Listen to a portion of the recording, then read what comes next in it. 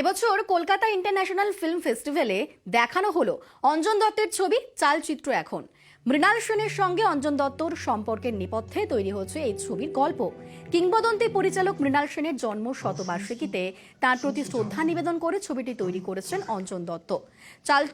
চলচ্চিত্র উৎসবের নন্দনে ছবিটি দেখতে সাধারণ দর্শকের পাশাপাশি হাজির ছিলেন সুধীর মিশ্রা থেকে গৌতম ঘোষ, তিগ্মাংশু ধুলিয়া, অর্পণা সেন সহ বহু বিশিষ্টরা।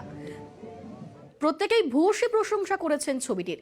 সেই সঙ্গে কলকাতা উৎসবে special jury award for international competition বিভাগেও সেরা নির্বাচিত হয়েছে চালচিত্র এখন।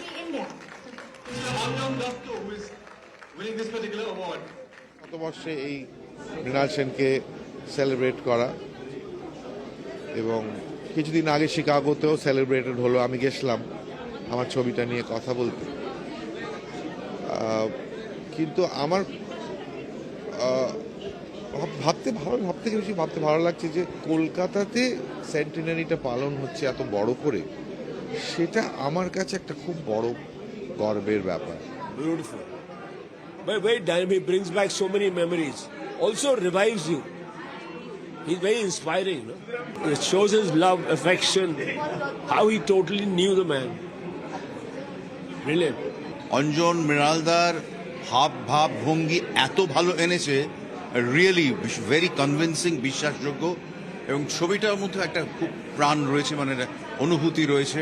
এত সুন্দর পোর্ট্রেয়াল, কি বলবো, এরকমই তো ছবি হওয়া উচিত। দেখতে দেখতে এত মন খারাপ লাগছিল, এত কান্না পাচ্ছিল যে এরকম তো ছবি হওয়া উচিত। Super talented, multi-talented person, great actor, great director, music, singer, absolutely wonderful.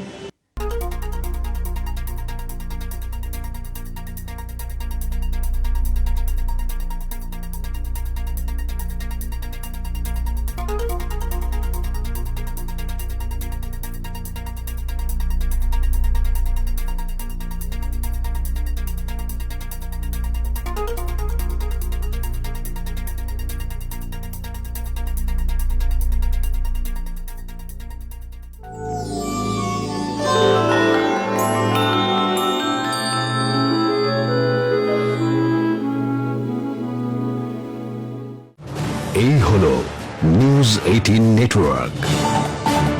আপনি দেখছেন নিউজ 18 বাংলা।